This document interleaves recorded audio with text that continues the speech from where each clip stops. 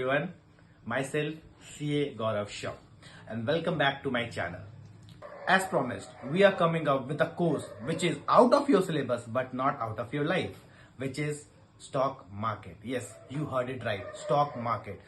Stock market एक ऐसा industry है, एक ऐसा फील्ड है जहां पे not only CA, not only CS, not only doctors, not only IITians, not only MBAs, but हर एक प्रोफेशन के इंसान यहाँ पे अपना दिमाग आजमाते हैं और वहीं पे हम लोग का रोल प्ले होगा, जहां पे हम लोग आपको हेल्प करेंगे with the very basic concepts to the advance concepts. जैसा कि ये कोर्स डिजाइन किया गया है, ये कोर्स पर्टिकुलरली वो सारे स्टूडेंट्स, वो सारे पर्सन्स के लिए है जो अपना स्टार्टिंग जीरो से कर रहे हैं। जैसा कि आप लोगों को पता है, ये कोर्स और कहीं भी नहीं हो रहा है, ये सिर्फ हमारे सेंटर्स में, स्पेसिफिकली भवानीपुर सेंटर्स में किया गया है, which is been provided online, offline and by recorded classes as well.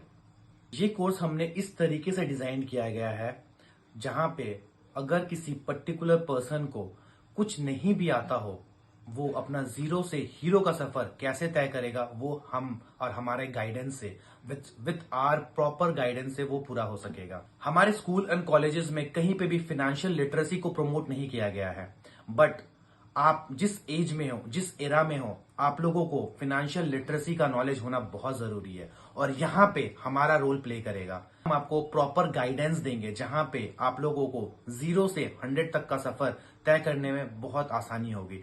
Not only this, हम आपको सिर्फ लर्न करके छोड़ नहीं देंगे। You will get an opportunity to work with us where you can learn and earn from us. आप लोगों के मन में ये क्वेश्चन जरूर अराइज होता होगा कि सर मेरे को तो आइडिया ही नहीं है स्टॉक मार्केट होता क्या है। यस, यहीं पे हम लोग का रोल प्ले होगा, जहां पे हम लोग सबसे पहला important aspect that is the basic concept of stock market discuss करेंगे, जहां पे बेसिक टर्मिनोलॉजी डिस्कस होगी, which is the part 1 of our course. उसके बाद हम लोग स्टार्ट करेंगे विद द फंडामेंटल एनालिसिस, जहां पे हम लोग आप लोगों को बताएंगे कि बैलेंस शीट को रीड कैसे किया जाता है, पीएल स्टेटमेंट को रीड कैसे किया जाता है, कैसे एक स्टॉक को वैल्यू किया जा सकता है, which is called the fair value and the intrinsic value of the stock. वहां पे उसके बाद आता है हम लोग का the most important part, the technical analysis, जहां पे हम लोग आपको चार्ट से रूबरू करवाएंगे, चार्ट से बातें करना सिखाएंगे। Fundamental analysis will be covered by me and जो टेक्निकल एस्पेक्ट होगा वो आपको कवर करेंगे आदित्य सर, जिसका ऑलरेडी 7+ ईयर्स का एक्सपीरियंस है स्टॉक मार्केट में, जो आप लोगों को काफी हेल्प कर सकता है आप लोगों को सक्सेसफुल बनाने में। पहला पार्ट है ना basic concepts and basic terminology को, जहां पे आप लोग समझ पाएंगे कि हम लोग पढ़ाते कैसे हैं, वो आप लोगों के लिए बिल्कुल फ्री रहेगा and which is being uploaded in our YouTube channel. But आने वाले डिटेल्ड क्लासेस के लिए आप लोग दिए गए नंबर पे कांटेक्ट कर सकते हैं या कमेंट बॉक्स पे कमेंट कर सकते हैं, हमारी टीम आपको जरूर कांटेक्ट करेगी।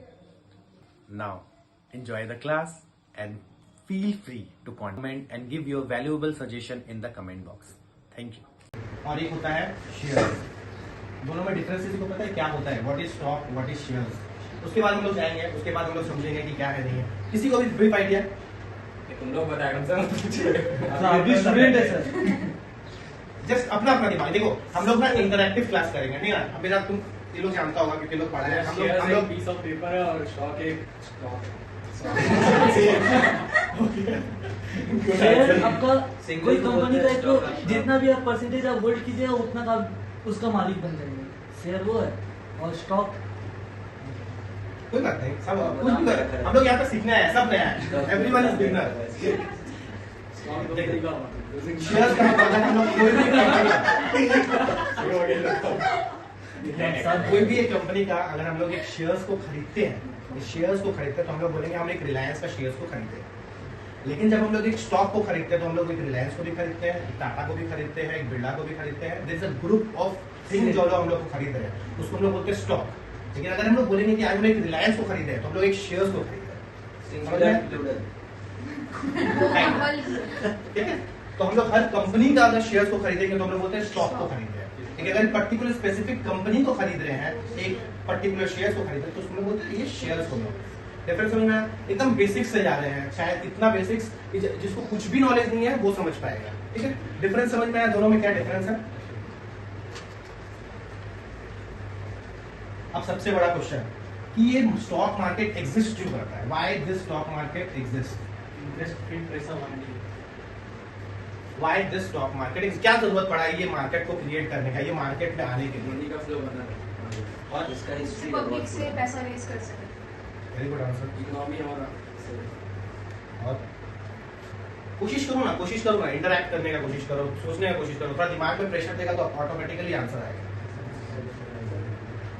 क्यों आएगा? जहाँ पे ज्यादा पैसा है वहाँ से कम पैसा को मतलब ट्रांसफर करे। से सपोज आज मेरे को एक नया बिजनेस स्टार्ट करना है, हमारा आदित्य डिसाइड किया हम एक नया कोचिंग क्लास स्टार्ट करेंगे, यहाँ पे ट्यूशंस देंगे, ठीक है। अब उसको देने के लिए हम लोग को क्या जरूरत होगा, एक रूम का जरूरत होगा, है ना, टेबल चेयर्स वगैरह का जरूरत होगा, ओके। सबसे बड़ा चीज एक बिजनेस को स्टार्ट करने का क्या होता है, क्या चाहिए होता है, okay, which is called cash, पैसा चाहिए, पैसा, है ना। इसके बिना तो होगा ही नहीं, कैपिटल चाहिए होगा ना। कैपिटल कहाँ से आएगा, अगर कोई लकी है पापा दे देंगे, फैमिली फ्रेंड्स दे देंगे, है ना। लेकिन कोई लकी नहीं है जिसको अपना खुद का एम्पायर बिल्ड करना, वो क्या करेगा, लोन ले सकता है। क्या लोन सबको मिल जाएगा, नहीं, सबको तो लोन नहीं मिल सकता ना। तो here comes the stock market. Stock market, जहाँ पे हम लोग फंड्स को रेज करते हैं ना। फंड्स को कैसे रेज किया जाता है, फंड्स रेजिंग,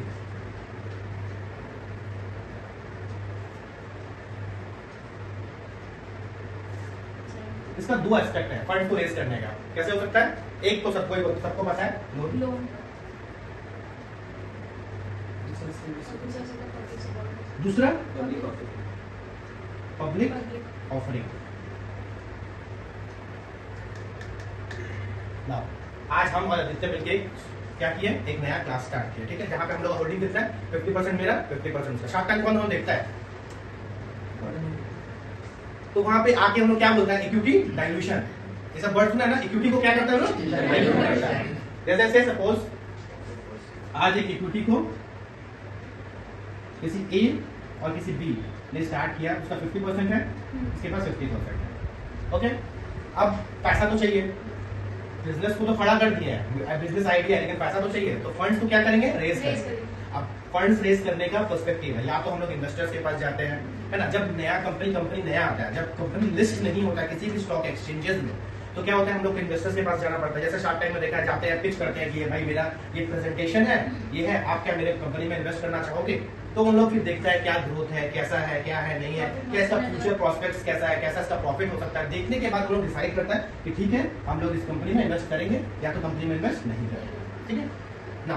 अब उन लोग अगर इन्वेस्ट करेगा तो उन लोग क्या बोलेगा, भाई ठीक है ये 50% में या ये 50% में, हमको 5% तुम दे दो, या हमको 10% दे दो, या अगर कोई ज्यादा इंटरेस्टेड हुआ तो 20% दे दो। उसी को कितना से सपोज अगर वो किस तरीके से वो फंड रेज करते हैं, सपोज वो 1 करोड़ मांग रहा है, उसको हम लोग डिवाइड करेंगे, उसका परसेंटेज से, उसी से हम लोग क्या करते हैं, इक्विटी को वैल्यू करते हैं। एक वन ऑफ द एग्जांपल हम लोग आस्ते आस्ते समझेंगे कि कैसे एक कंपनी को वैल्यू किया जाता है, वैल्यूएशन जिसको हम लोग बोलते हैं, ठीक है। क्लियर है सबको, कहीं पे कोई डाउट्स हो रहा है। इस तरीके से हम लोग क्या करेंगे, फंड्स को रेज करेंगे कंपनी के थ्रू। ये कब होता है, जब ये कंपनी शेयर्स में लिस्टेड नहीं होता, मतलब स्टॉक एक्सचेंज में लिस्ट नहीं हुआ, अनलिस्टेड शेयर्स जिसको हम लोग बोलते हैं। क्लियर है कंसेप्ट ना। अगर किसी कंपनी को अब क्या हुआ, एक नया आ गया, यहाँ से फंड रेज कर लिया, काफी अच्छा कर रहा है, स्टार्ट टाइम में आके बहुत धमाल मचा दिया, अब उसको क्या करना है, नया कंपनी को लिस्ट करवाना है। तो क्या होता है, पहला बार कंपनी जब लिस्ट होता है तो क्या लेके आती है company, yes, IPO. Full form क्या है आईपीओ का, इनिशियल पब्लिक ऑफरिंग, ठीक है। पहला बार जब कंपनी लिस्ट होने आती है तो उसको हम लोग क्या बोलते हैं, आईपीओ, इनिशियल पब्लिक ऑफरिंग। यहाँ पे कंपनी का क्या हम लोग देखते हैं, पुराना 3 साल का ट्रैक रिकॉर्ड, मिनिमम 3 साल का ट्रैक रिकॉर्ड हम लोग देखते हैं कि इस 3 साल में कंपनी कैसा परफॉर्म किया है। इस 3 साल में कंपनी कैसा परफॉर्म, क्या इसका एसेट ग्रो कर रहा है, क्या इसका प्रॉफिट ग्रो कर रहा है, क्या इसका मार्जिन ग्रो कर रहा है। इस तरीके से हम लोग देखते हैं और हम लोग डिसाइड करते हैं क्या इस आईपीओ में हम लोग पैसा लगाएंगे कि नहीं लगाएंगे, ठीक है।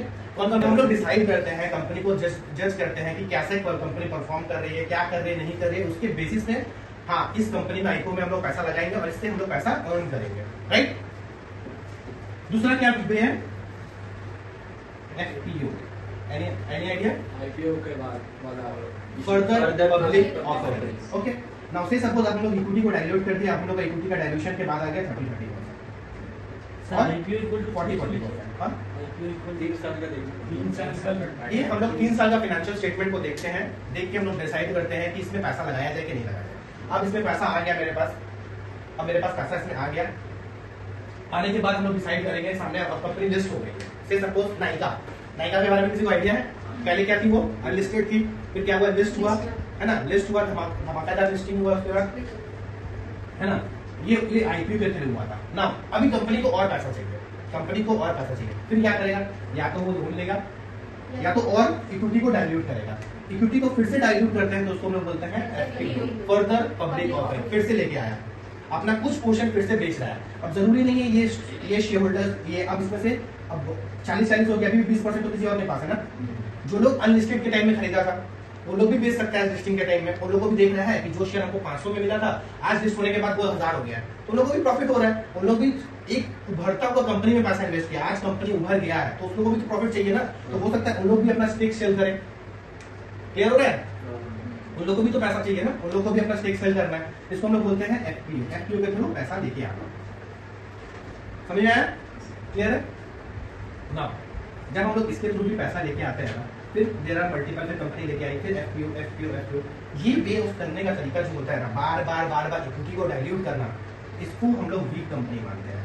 बार बार कंपनी को अपना स्टेक को डाइल्यूट करना, मतलब हम खुद एक शेयर होल्डर, हम एक खुद प्रोमोटर है, हम अपना इक्विटी को अगर कम करते जाएंगे मतलब हमको अपना बिजनेस पे बिलीव ही नहीं है, तो बाहर वाला कैसे बिलीव करेगा मेरे ऊपर? है ना? प्रोमोटर्स होल्डिंग हम कम करते जा रहे, पैसा उठाते जा रहे, मतलब क्या हम अपना कंपनी को कहीं ना कहीं बेचते जा रहे दूसरा को, और हम सल्टाने मांग रहे इस कंपनी को। क्लियर हो रहा है? समझ में आ रहा कैसे? है ना? बार बार इक्विटी को डाइल्यूट करना, बार बार इक्विटी को डाइल्यूट करना is not a good thing.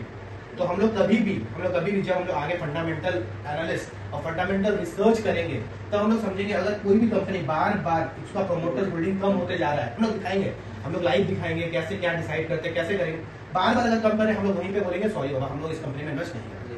ठीक? जिसका प्रोमोटर होल्डिंग एटलीस्ट 60 to 70% है, इट्स एवरेज कंपनी। जिसका कंपनी का 70% से ज्यादा है हम लोग मानते हैं गुड कंपनी। इसका प्रोमोटर होल्डिंग 80% ज्यादा है, चलो भाई इसको इन्वेस्ट करेंगे विद फर्दर और भी इसमें रिसर्च करने के बाद। लेकिन जिसका प्रोमोटर होल्डिंग ऐसा थोड़ा थोड़ा तुम लोग अभी देख रहा है तो भूल जाएगा, इसको दिमाग में या फिर पेपर में लिखते रह चलना कि क्या है नहीं है। जिसका प्रोमोटर होल्डिंग 80% से ज्यादा है उसका क्या है? इसका गुड कंपनी। हम लोग बिलीव करते हैं कि एक अच्छा फंडामेंटल साउंड कंपनी है। क्यों? क्योंकि प्रोमोटर खुद ही उस पर्टिकुलर कंपनी में बिलीव कर रहा है कि आज प्रॉफिट भले 80 करोड़ है, कल जाके 200 होगा, कल जाके 250 होगा, कल जाके 300 भी हो सकता है। क्लियर? क्लियर?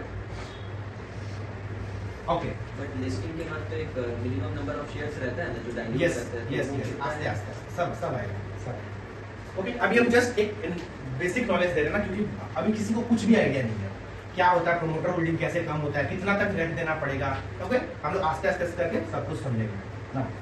ये हो गया इक्विटी के थ्रू पैसा को रेज करना। क्लियर है कि अगर हमको इक्विटी के थ्रू रेज करना है तो इसका एडवांटेज भी देखा, क्या फायदा होता है। ओके, इसका डिसएडवांटेज भी देखा कि इक्विटी को हम लोग डाइल्यूट करेंगे तो क्या डिसएडवांटेज हो सकता है। ओके ना, हम लोग तो क्या लोन ले सकते हैं क्या? ऑफ कोर्स ले सकते हैं।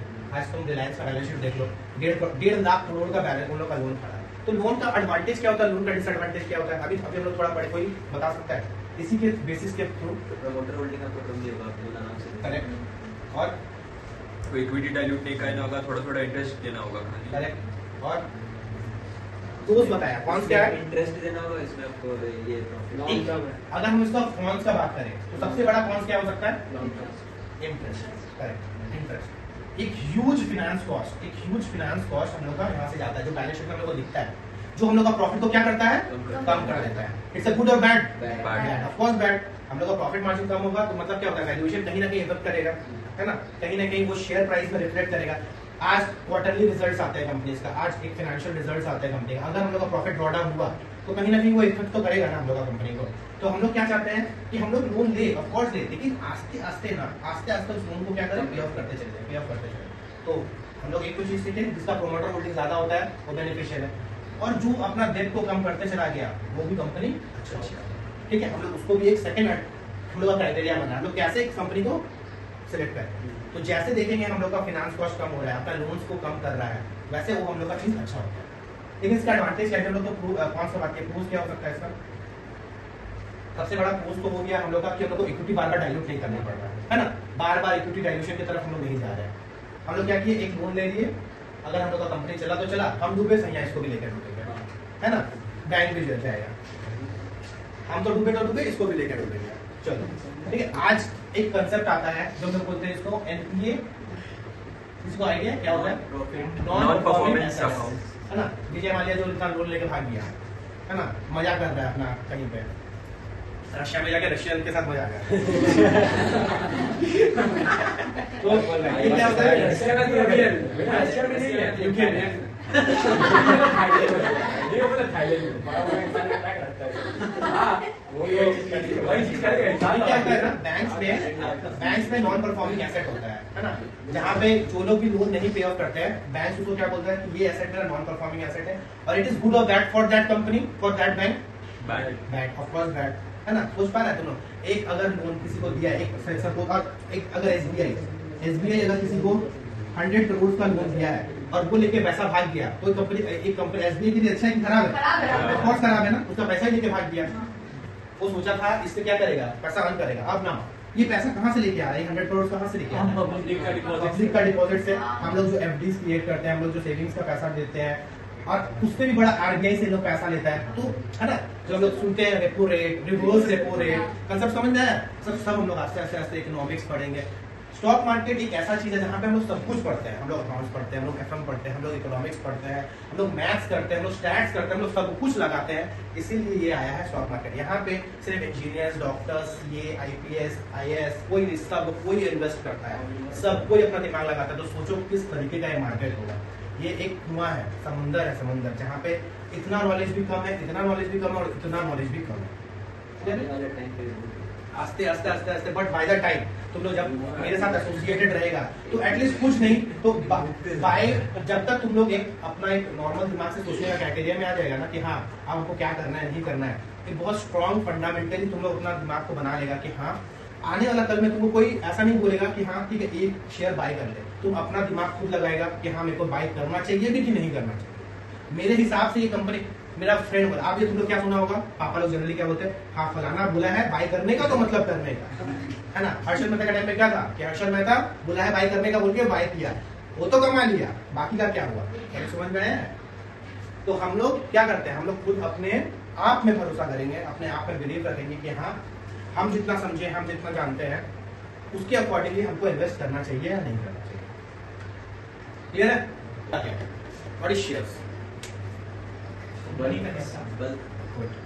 का एक हिस्सा जहां पे तुम्हारे पास अगर एक शेयर है तो भी तुम उसका इक्वल राइट रखता है, तुम्हारे पास हजारों शेयर है, करोड़ों शेयर है, तब भी तुम्हारा। तो बोला जाता है one shares equals to one equity का मालिकाना हिस्सा। ओके, तो हम लोग को शेयर होल्डर्स क्यों बोला जाता है? हम लोग को क्यों नहीं प्रोमोटर्स बोला जाता है? जब हम लोग बोलते हैं, हम लोग को हम क्या बोलते हैं, सब टैक्स सिखाया है कि अगर इक्विटी तुम खरीदे तो उस कंपनी का तो मालिक है, सब बोलता है ना, तो मालिक हो गया। अरे मालिक तो प्रोमोटर्स होते हैं, हम लोग तो शेयर होल्डर्स होते हैं। क्यों? क्योंकि हम लोग शेयर्स को क्या करते हैं, होल्ड करते हैं, इसलिए टर्म आया शेयर होल्डर्स। समझे? एक छोटा छोटा कंसेप्ट, क्योंकि अभी तुम लोग एकदम नया है तो दिस फील्ड तुम लोगों को पता होना चाहिए इस कंसेप्ट का मतलब क्या है। डायरेक्टली तुम लोग को हम बताएंगे कि ये चार्ट है, इसको ब्रेकआउट बोलते हैं, ये कंसोलिडेशन फेज हो गया, ये सपोर्ट हुआ, रेजिस्टेंस हुआ, सब ऊपर से चला जाएगा, है ना। तो तुम लोग को डायरेक्टली हम चार्ट में लेके जाए प्राइस आज से 3 महीने के बाद, आज से 3 महीने के बाद इसको क्या बोलते हैं, इसको क्या बोलते हैं, ये सब तुम लोग को पता होगा। सब सिखा दो सिखा के है ना। तो एटलीस्ट तुम लोग को सब चीज पता होगा। आज से 3 महीने के बाद तुम लोग ना प्राइस को जब देखेगा ना तो तुम लोग प्राइस को समझ में आएगा, प्राइस से बात करेगा तुम लोग, अच्छा प्राइस ऐसे बोल रहा है तो मतलब ऊपर जाने वाला, प्राइस ऐसे बोल रहा है तो प्राइस उस समय। सर प्रमोटर्स, अगर हम शेयर होल्ड कर रहे हैं तो शेयर होल्डर क्या है, तो प्रमोटर्स कैसे कराते हैं? जो बनाते हैं, जो शेयर्स हम लोग होल्ड करते हैं उसको हम लोग बोलते हैं शेयर होल्डर्स। लेकिन प्रमोटर्स क्या हो गया, जो कंपनी को बिल्ड कर रहा है, अपना हाथ से बना रहा है। एक बच्चा को पैदा करने वाले को माँ पापा बोलते हैं, लेकिन बाकी तो भी उठा के खिला रहे हैं ना, नाना नानी मामा मामा क्या खिलाते हैं ना, उन लोग का भी उन लोग पालते हैं, उन लोग शेयर होल्डर होते हैं। सही बात है, उन लोग क्या हो गया शेयर होल्डर्स, लेकिन मम्मी पापा लोग क्या होंगे, है ना। मम्मी पापा क्या हो गया? प्रमोटर। बस यही सही बोलेगी। यही गाने sufficient देख, clear हो दादा गया। दादी प्रमोटर डिफरेंस बिटवीन लिख लेना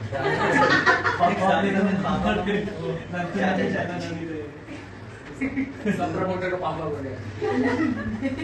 पापा की पापा के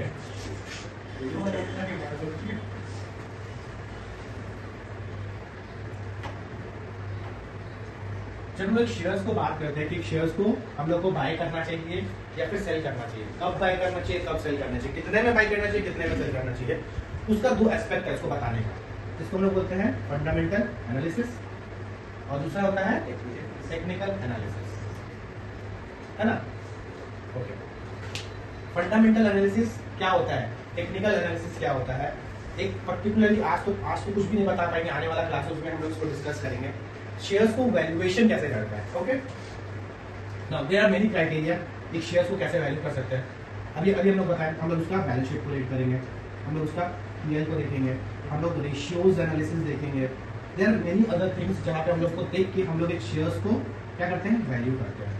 और यहाँ पे हम लोग क्या करते हैं, हम लोग इसको क्या देखेंगे कि चार्ट में कंपनी कैसा परफॉर्म कर रहा है, ये चार्ट क्या बोल रहा है उसका, है ना?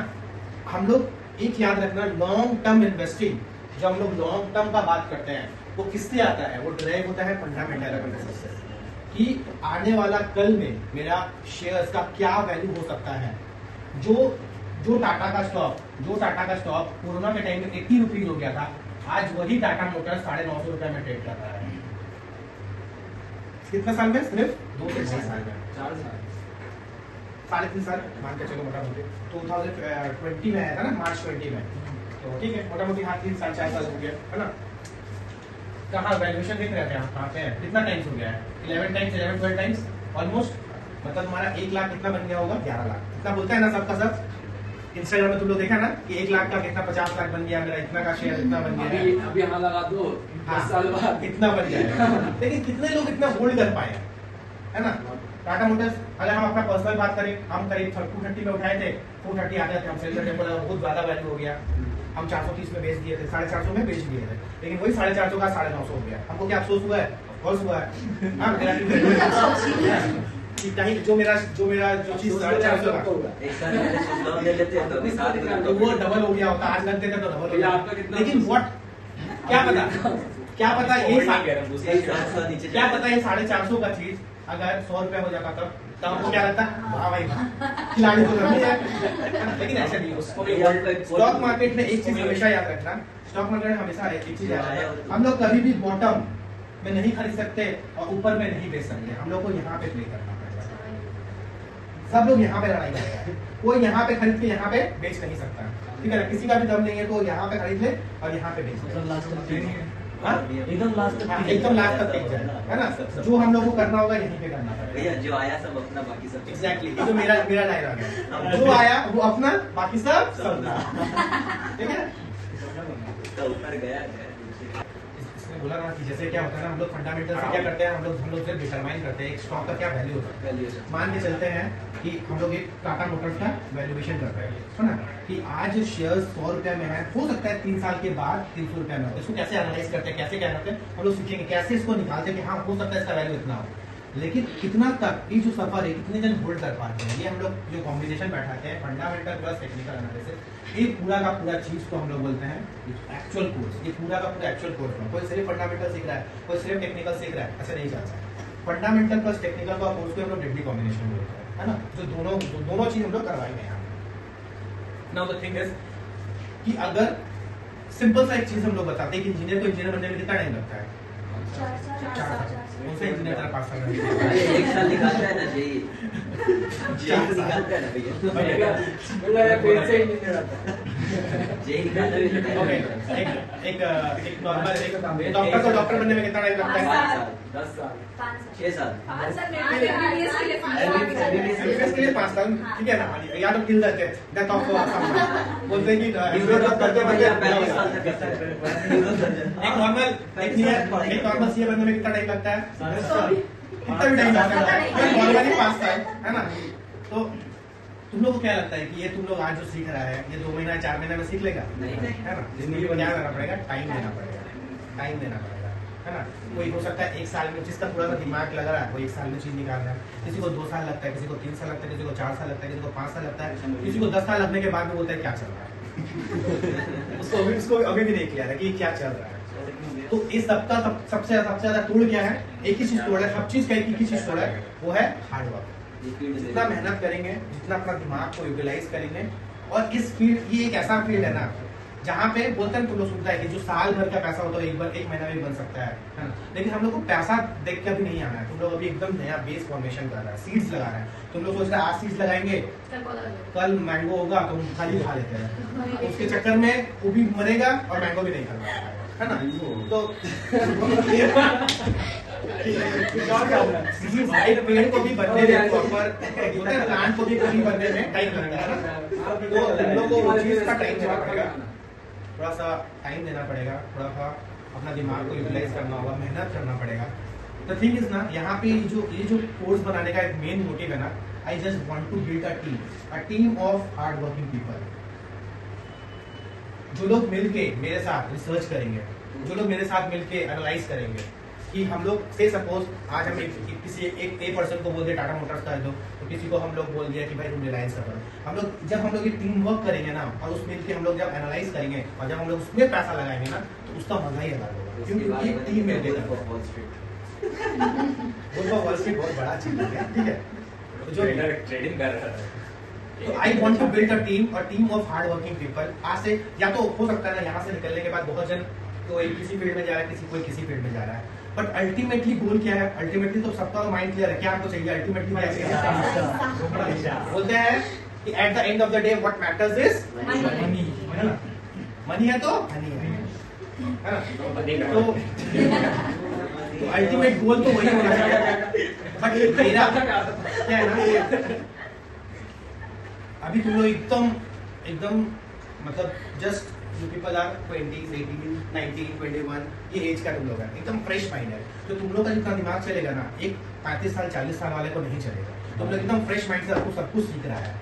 जितना तुम लोग एप्लीकेशन अप्लाई कर सकेगा, जितना कि हाँ मेरे को ये दिख रहा है भैया ये क्या हो सकता है, अच्छा हम ऐसे नहीं ऐसे कर सकते हैं, इसको इस तरीके से नहीं उस तरीके से हो सकता है। तो तुम लोग अभी एकदम फ्रेश माइंड में है। तुम लोग जो सीखेगा ना एकदम फ्रेश सीखेगा और एकदम फ्रेश को एक्वायर करेगा, और इससे ना हेल्प होता है एक प्रॉपर टीम बनाने में, है ना। इसलिए हम बोल रहे हैं I want a team of hard working people, जो लोग मिलकर मेहनत करें। और टीम हम लोग क्या करेंगे, उस चीज को हम लोग क्या करेंगे, नाम रखेंगे वी विल ग्रो टुगेदर, हम लोग साथ में ग्रो करेंगे।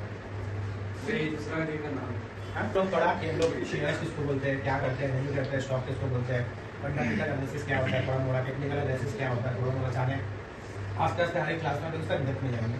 लेकिन अभी हम लोग क्या किए, शेयर्स को देखें कि क्या होता है, लेकिन अभी खरीदेगा कैसे तुम लोग, है ना। आज ही डाउनलोड कीजिए, करो मेरा रेफरल कोड यूज कीजिए हमको दोस्तों। एक दो तीन चार सब रेफरल दे दो, मेरे पास भी है। ओके, तो ये शेयर्स को हम लोग खरीदते हैं एक्सचेंजेस से,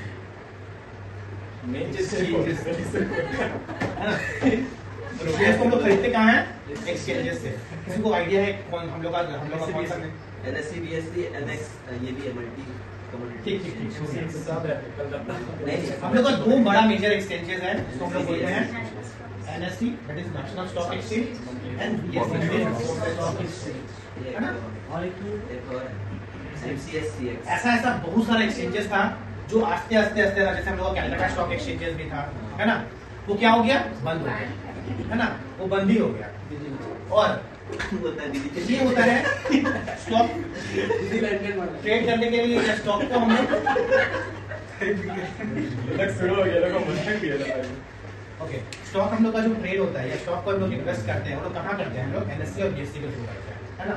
लेकिन अगर हम लोग कमोडिटी मार्केट को ट्रेड करेंगे, हम लोग किसमें करते हैं, what is commodity market, gold, silver, है ना। वो सब जो होता है जितना भी वगैरह फलाना ढिमकाना, क्रूड ऑयल वगैरह जितना भी है, वो हम लोग कहाँ ट्रेड करते हैं, वो कहाँ इन्वेस्ट तो नहीं होता है वहाँ पे, है ना। गोल्ड और सिल्वर में होगा, बाकी सब में तो क्या करते हैं, ट्रेड करते हैं। आज जैसे तुम लोग गोल्ड ज्वेलर्स लोग जो देखता है, वो लोग अपना गोल्ड का दाम को हेज नहीं करेगा। क्या हेज का मतलब क्या होता है, तो उसको रोकेगा नहीं कि सपोज आज वो जिस प्राइस में खरीदा हो सकता है ना कल गिर जाए, है ना, तो उसको तो नुकसान हो जाएगा। तो वो कैसे हेज करता है, वो अपना कमोडिटी मार्केट में जाता है गोल्ड को हेज करने के लिए, वो अपना एक शॉर्ट पोजीशन क्रिएट करता है कि हाँ अगर बाई चांस यहाँ से मार्केट ऊपर जाए तो मेरा फिजिकल खरीदा होगा, वहां से मेरे को फायदा हो जाएगा, लेकिन अगर गिर जाता है तो एटलीस्ट वहां से हेज करके मेरे को एमसीएक्स में एक्सचेंज में थ्रू जाके हम लोग उसको हेज करते हैं। इसी से प्राइस सेट होता है ना, गोल्ड और silver. Exactly, demand and supply, price तो सेट होता है डिमांड एंड सप्लाई से, है ना। अब हम बता रहे हैं तुम लोग अगर जो शेयर्स अभी शेयर कर रहा है तो इसको खरीदेगा कहाँ, ये शेयर्स को खरीदते हैं ग्रो ऐप और जीरो ऐप से नहीं, शेयर्स को खरीदते हैं एक्सचेंजेस से। एकदम छोटा छोटा बारीकी में जा रहे हैं ना ताकि तुम लोग ना चीजों को समझो, है ना। ना अब ये एक्सचेंजेस तो तुमको आके नहीं दे देगा ना, एक्सचेंज तो आके तुमको नहीं दे देगा ना, एक्सचेंज किसको देगा, ये शेयर्स एक्सचेंज देगा तुम्हारे ब्रोकर्स को, है ना, ब्रोकर्स को देगा और ब्रोकर्स फिर तुमको देगा शेयर्स, है ना। ना ब्रोकर्स भी ऐसे तो नहीं दे देगा, उसके थ्रू तुमको क्या करना पड़ेगा, एक डीमैट अकाउंट खुलवाना पड़ेगा, एक ट्रेडिंग अकाउंट खुलवाना पड़ेगा, और एक कॉन्सेप्ट होता है POA, that is power of attorney. ये कॉन्सेप्ट होता है POA, that is power of attorney. एक होता है डीमैट अकाउंट, एक होता है ट्रेडिंग अकाउंट, एक होता है पावर ऑफ अटॉर्नी। तुम लोगों को पता भी नहीं होगा कि तुम लोग क्या खुलवा रहा है, बस तुम लोग एप्लीकेशन में जाता होगा, टर्म्स एंड कंडीशन टाइप करते करते करते करते निकल गया, है ना। आज से 10 साल पहले जब अपना अकाउंट खुलवाए थे, ओके, वहां पे इतना बड़ा लीफलेट आया होता था जहाँ पे हर एक पेज में तुमको साइन करना पड़ता था, हर एक पेज में तुम लोग को साइन करना पड़ता था, इतना साइन करना था तुम लोग थक जाता था, उसको हम लोग बोलते थे पावर ऑफ अटॉर्नी। इसका क्या कंसेप्ट नहीं है हम बता दें, ठीक है ना। सबसे पहला आता है डीमैट अकाउंट, उसके बाद आता है ट्रेडिंग अकाउंट, ओके ना। डीमैट अकाउंट में क्या होता है ना, शेयर्स को होल्ड करते हैं, शेयर्स को कहाँ होल्ड करते हैं, डीमैट के थ्रू, जहाँ पे डिपॉजिटरीज आते हैं, depositories. Now what is depository, हम लोग का इंडिया में 2 डिपॉजिटरी है, किसको आइडिया नहीं, जिसको लोग बोलते हैं सीडीएसएल और एक होता है एनएसडीएल। जैसे एक बैंक अकाउंट में तुम लोग जाता है एसबीआई के पास, एचडीएफसी बैंक के पास, वो लोग क्या करता है एक अकाउंट नंबर तुम लोग को देता है कि हाँ हम लोग इस अकाउंट में खुलाएंगे तो अकाउंट नंबर दिया जाएगा। वैसे ही डिपॉजिटरीज को क्या देते हैं, डीपीआईडीज। तुम लोग को एक डीपीआईडीज दिया जाता है, तुम लोग अपना जो लोग भी ग्रुप में चाहे ना देखना डीपीआईडी बोल के रहता है ना, वो डीपीआईडी तुम लोग को एलोकेट किया जाता है कि ये तुम्हारा डीपीआईडी है, दैट इज तुम्हारा ये अकाउंट नंबर है। अब तुम्हारे जितने भी शेयर आएंगे ये डीपीआईडीज पे आएंगे, दैट इज डिपॉजिटरीज के पास। और ये डिपॉजिटरीज कौन होते हैं, या तो सीडीएसएल होते हैं या एनएसडीएल होते हैं। कोई भी ब्रोकर किसी एक पर्टिकुलर जाके या तो सीडीएसएल के पास अपना अकाउंट खुलवाएगा या तो ये एनएसडीएल के पास अकाउंट खुलवाएगा, है ना। आज के डेट में किसी को आइडिया है सीडीएसएल या एनएसडीएल में कौन सा शेयर्स लिस्टेड है, सीडीएसएल लिस्टेड है, एनएसडीएल का अभी तक शेयर लिस्टेड नहीं है, अभी आने वाला है, इसका आईपीओ आने वाला है ना, बात चल रहा है, आने वाला है, ठीक है ना। इसका कंसेप्ट समझ में आया। ब्रोकर क्या करता है, डीमैट अकाउंट खुलवाता है, जिसको हम लोग कहाँ खुलवाते हैं, डिपॉजिटरीज में, जिसको बोलते हैं सीडीएसएल और एनएसडीएल। और ये क्या करते हैं, डीपीआईडीज प्रोवाइड करते हैं, है ना, उसके थ्रू हमारा शेयर्स को जमा करते हैं। अब शेयर्स को खरीदने के लिए क्या चाहिए, पैसा चाहिए। इस पैसा को जमा किया जाता है ट्रेडिंग अकाउंट में, जो लोग ब्रोकर एजेंट में खोल सकते हैं, है ना। तो क्या अगर सिर्फ तुमको ट्रेडिंग करना है, ट्रेडिंग नाम सुना है ना, ट्रेडिंग इन्वेस्टिंग, सिर्फ ट्रेडिंग करना है जहां पे तुमको शेयर्स को होल्ड नहीं करना है, तो तुमको क्या डीमैट अकाउंट खुलवाना जरूरी है, नहीं। कंसेप्ट समझ में आ रहा है। हमको अगर शेयर्स को होल्ड करना है तब हमको डीमैट का जरूरत पड़ता है, लेकिन अगर हमको शेयर्स को होल्ड नहीं करना है, हमको सिर्फ और सिर्फ बाय सेल या फिर हम ऑप्शन पे बाय सेल करके निकल रहे हैं, तो सिर्फ एक ट्रेडिंग अकाउंट पे हम खुलवा ले, हम डीमैट अकाउंट नहीं खुलवाए तो भी चलता है, ओके। नाउ क्यों हम पूरे ट्रेडिंग अकाउंट खुलवा लिया और डीमैट अकाउंट नहीं भी खुलवाने से चलता है। You can have multiple trading account and one demat account, you can have multiple trading account and one demat account. क्यों, क्योंकि तुम पैसा हो सकता है बहुत सारे जगह में रखे, हमको एक ब्रोकर पसंद नहीं, हमको जीरोधा नहीं पसंद है, हम काम करते ग्रो में खुलवा लेते हैं, हम इसमें खुलवा लेते हैं, तो यहाँ पे तुम पैसा होल्ड कर लो मल्टीपल में, लेकिन डीमैट तो तुम्हारा एक ही खुलेगा ना, एक ही डीपीआईडी के अगेंस्ट में खुलता है ना। लेकिन अभी ब्रोकर्स लोग क्या करते हैं, कंबाइन कर दिया, मेरे पास ही तुम डीमैट खुलवा लो, मेरे पास ही तुम ट्रेडिंग अकाउंट खुलवा लो, जो कि इजी वे होता है ना। तुम लोग बैंक से पैसे जाएगा तो बैंक भी, कोटक महिंद्रा बैंक क्या करता है, अपना एक डीमैट अकाउंट और ट्रेडिंग अकाउंट खुलवाता है ना। तो क्या करते हैं, जनरली क्या करते हैं, अभी क्या होता है, डीमैट भी इसी के पास खुलवा लो, ट्रेडिंग भी इसी के पास खुलवा लो, और इन लोग अलग से चुपके से, तुम लोग को पता भी नहीं चलता है, एक पावर ऑफ अटॉर्नी साइन करवाता है, जिसको किसी को आइडिया नहीं होता है, बस हम लोग साइन करते हैं, लास्ट में आते हैं ऑथराइजेशन साइन। अगर कोई बोला होगा, कोई पढ़ता है क्या है, नहीं है, छोटा छोटा सा लैंग्वेज में लिखा रहता है, कोई पढ़ता भी नहीं, हम लोग साइन करके निकल जाता है। क्यों करवाता है, किसी को आइडिया है, ये सब कोई नहीं बताया। अच्छा भैया, जो ट्रेडिंग हम लोग जैसे कर रहे हैं तो उसके लिए हम लोग को डीमैट अकाउंट खुलवाना जरूरी नहीं है। तो फिर ट्रेडिंग अगर कर रहे हो डिमैट मंगाने की जरूरत आप है। कौन सा ट्रेडिंग मतलब एक दिन में जो ट्रेड कर रहे हैं opening तो उसी दिन निकल किया ट्रेड करके निकल गया, अब हम लोग होल्ड नहीं करते। और जैसे अगर हम लोग हफ्ता भर में स्विंग ट्रेडिंग वगैरह करते हैं, स्विंग वगैरह करने के लिए डिमैट चाहिए। लेकिन वो ना इंट्राडे वाला हाँ बताएंगे, सब बताएंगे आस्ते आस्ते। अगर थोड़ा फास्ट हो रहा है तो भी बता अगर दें। एक दिन में हो रहा है तभी तो हम लोग का शेयर्स तो हम लोग का अकाउंट में रह रहा है। नहीं रह रहा है। It is called speculation. Class semester 5 वो में इतना चिल्ला चिल्ला के क्या पढ़ा है? Speculation business tax other source एकदम और एक बात बता दी पीओए, एक मिनट, पहले हम पीओए बता रहे थे, पावर ऑफ अटर्नी ना। फ्लो कैसे होता है ना, समझ सबसे पहले अगर तुमको हमको क्या चाहिए, हमको शेयर चाहिए, तो हम क्या करेंगे, अपने ब्रोकर को बोलेंगे कि भाई, हम ब्रोकर को बोलेंगे भाई हमको शेयर्स चाहिए। ब्रोकर क्या करेगा, एक्सचेंज के पास जाएगा, एक्सचेंज क्या करेगा, इस शेयर्स को लेगा, इस शेयर्स को लेके ब्रोकर को देगा और ब्रोकर क्या करेगा, तुमको देगा। ये होता है फ्लो, ठीक है। लेकिन ये बाय के टाइम में होता है, सेल के टाइम में ऐसा नहीं होता है। सेल के टाइम में तुम जैसे ही बोलेगा कि हमको सेल करना है, ब्रोकर बोलेगा ठीक है हम एक्सचेंज के पास जाते हैं, एक्सचेंज आएगा डिपॉजिटरी के पास। एक्सचेंज किसके पास आएगा, डिपॉजिटरी के पास। डिपॉजिटरी बताएगा तुम्हारे पास क्या हक है कि वो बंदा सेल कर रहा है, हमको राइट दिखा, तो तुमसे चुपके से जो साइन करवाया है बोलेगा देखो मेरे को हक दिया कि हम इसके ब्याह में सेल कर सकते हैं, इसके ब्याह में क्या कर सकते हैं, सेल कर सकते हैं। इसीलिए हम लोग से चुपके से पावर ऑफ अटर्नी साइन करना पड़ता है, जिसको पहले एक DIS डिपॉजिटरी इन्वेस्टर स्लिप बोलते थे हम लोग, जहाँ पे इसको बार बार सेल करने के टाइम हम लोग साइन करके देना पड़ता था कि शेयर को सेल करना है, शेयर को सेल करना है। पहले क्या आता था, फिजिकल फॉर्म में शेयर आता था, एक फिजिकल फॉर्म में, डिमैट वर्ल्ड में शेयर नहीं था। हम लोग जब भी सेल को सेल करना पड़ता था, हम लोग एक DIS फॉर्म से भरना पड़ता था और उसके थ्रू हम लोग क्या करते थे, अपना सेल को शेयर करते थे। लेकिन अब कंसेप्ट नहीं, अभी जैसे ही तुम बोलेगा कि वो शेयर कर, तुम लोग को तो फ्लक्चुएशन ऑफ सेकंड में शेयर होता है ना, शेयर तुम लोग को पता नहीं चलता, बट कंसेप्ट क्या है, कैसे फ्लो होता है वो हम बता रहे हैं। एकदम बेसिक चीजें बता रहे हैं, एकदम बेसिक आज का क्लास में, इसलिए हम बेसिक्स रखे। जैसे जिसको बोलते हैं ना सर मेरे को तो कुछ पता ही नहीं स्टॉक मार्केट क्या होता है, अरे स्टॉक मार्केट क्या होता है पहले छोड़ दो, पहले बेसिक्स तो पता चलो कि बेसिक्स क्या होता है, तब ना हम लोग कूदेंगे कि हम लोग इन्वेस्ट करना। पहले बेसिक्स तो जाने क्या होता है, बेसिक्स से नहीं पता है। हाँ बता रहे हो, कुछ क्वेश्चन है? जो बोले एकदम नॉर्मल आदमी के लिए ब्रोकर के पास जाओ और अकाउंट डाल लो, ट्रेडिंग स्टार्ट कर लो। लेकिन जो बड़ा प्लेयर है वो तो ब्रोकर के पास नहीं आता है, उसका खुद का एक ट्रेडिंग फॉर्म है। आएंगे सब आएंगे, उसको हम लोग बोलते हैं प्रॉप डेस्क, प्रॉप ट्रेडिंग। आस्ते आस्ते करके आएंगे। पीओए में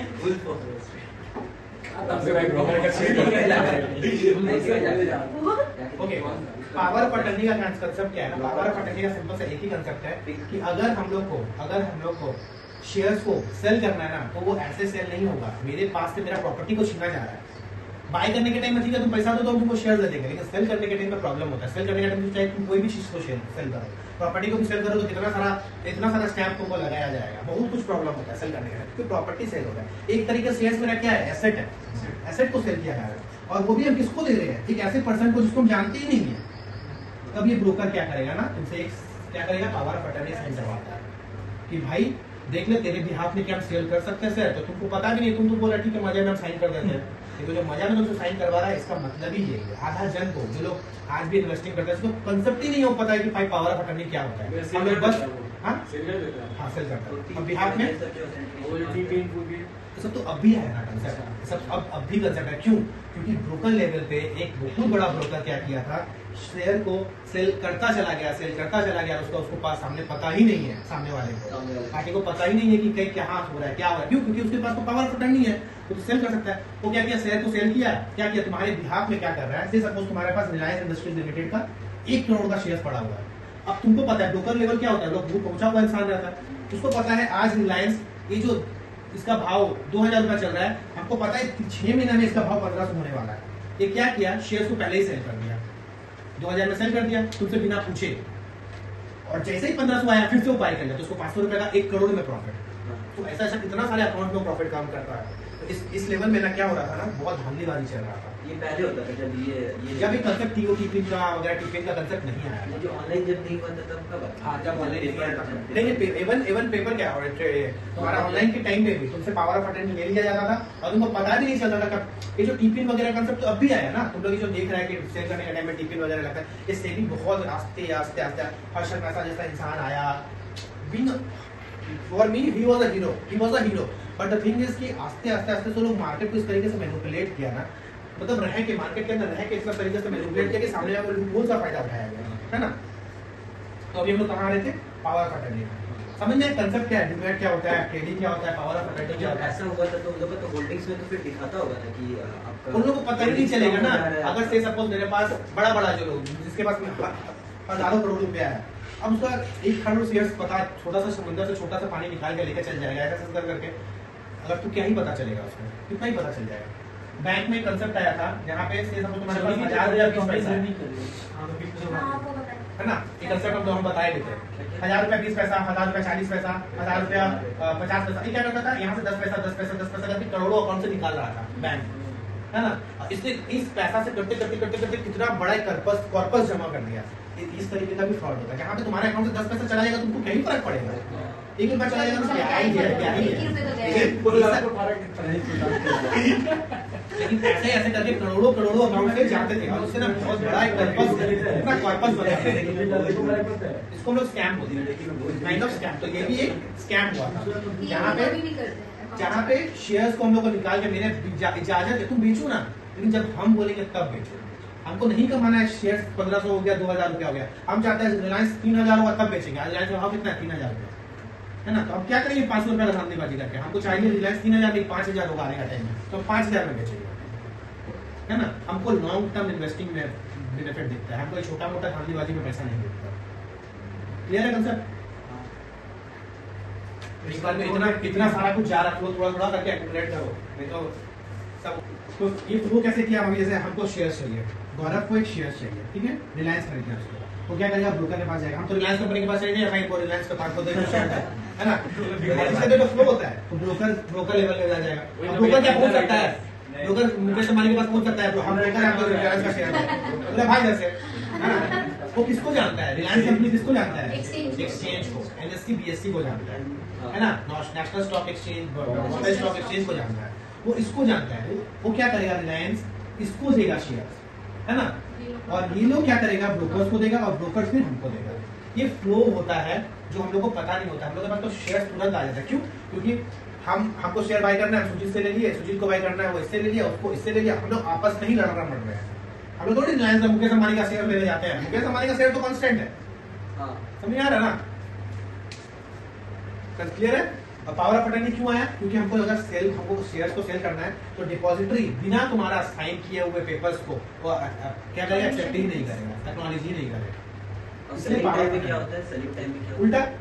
उल्टा सबसे पहले ब्रोकर को बोलेगा, ब्रोकर एक्सचेंज को बोलेगा, एक्सचेंज क्या करेगा, डिपॉजिटरी के बारे में, डिपॉजिटरी फिर से क्या करेगा, एक्सचेंज को देगा, एक्सचेंज ब्रोकर को देगा, ब्रोकर यहाँ से सेल करेगा, इसके पास पैसा आएगा, जो एक्स नाम का बंदा है उसके पास शेयर चला गया, इसके पास पैसा आएगा, उसके पास, क्योंकि वो सेल कर रहा है उसके पास पैसा आएगा, और अपना ट्रेडिंग अकाउंट से उसको पैसा भी मैं क्रेडिट कर देगा, और उसके पास क्या आ जाएगा, एक्स नाम के बंदे के पास शेयर चला जाएगा। इस तरीके से उसको फ्लो किया जाता है।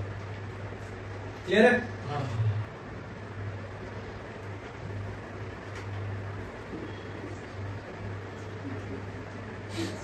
तो क्या होता है, इन्वेस्टिंग और ट्रेडिंग, है ना, दोनों अलग अलग टर्म्स है और दोनों अलग टेक्नोलॉजी है, टर्मिनोलॉजीज है इसको। तो इसमें सबसे पहला आता है इंट्राडे। इंट्राडे का मतलब होता है इंट्रा डे, मतलब उसी दिन बाई किए हैं, उसी दिन सेल कर रहे हैं, ठीक है ना, जिसको हम लोग एक दिन का बात करते हैं, 1 डे। इसके बाद आता है स्विंग ट्रेडिंग या फिर इन्वेस्टिंग, जो भी बोलेंगे। ये जनरली हम लोग होल्ड करते हैं डिपेंडिंग अपॉन 1 to 15 डेज और मैक्स टू मैक्स 20 डेज। कोई 5 डेज के लिए होता है, कोई 3 डेज के लिए होता है, 1 to 15 डेज डिपेंडिंग अपॉन उसका कितना कन्विक्शन है, इसको हम लोग बोलते हैं स्विंग ट्रेडिंग। उसके बाद आता है short term, it ranges from 1 month to 3 months। Short term के लिए हम कोई चीज को पकड़े, 1 से 3 महीना के लिए रखे, उसमें मोमेंटम था, उसमें कुछ भी इंफॉर्मेशन था, आपको मिला, फटाक से पकड़े, फटाक से निकल गया, 1 से 3 महीने का। उसके बाद आता है मिड टर्म इन्वेस्टिंग, जो जनरली रेंज करता है 3 to 6 months। उसके बाद आता है हम लोग क्या सीखने वाले हैं, लॉन्ग टर्म इन्वेस्टिंग। ये तो रहेगा, ये तो पूरा रहेगा, लेकिन हम लोग का मेन फोकस क्या रहेगा, लॉन्ग टर्म इन्वेस्टमेंट, जो कि होता है मोर देन 1 year। अच्छा, ये कहाँ से आएगा, कोई बताएगा? हम लोग सेम 4 पढ़े हैं, कैपिटल गेन। 1 साल के ऊपर का हम लोग क्या बोलते हैं, हम लोग लॉन्ग टर्म कैपिटल एसेट, है ना, इसी से ये टर्म आया लॉन्ग टर्म इन्वेस्टिंग। ओके, 1 साल से ऊपर का हम लोग कोई भी एसेट को होल्ड करते हैं तो हम लोग उसको क्या बोलते हैं, लॉन्ग टर्म। 20% लगेगा ना भैया? नहीं, इस पे 1 लाख के ऊपर 10% लगेगा। हाँ, इक्विटी शेयर।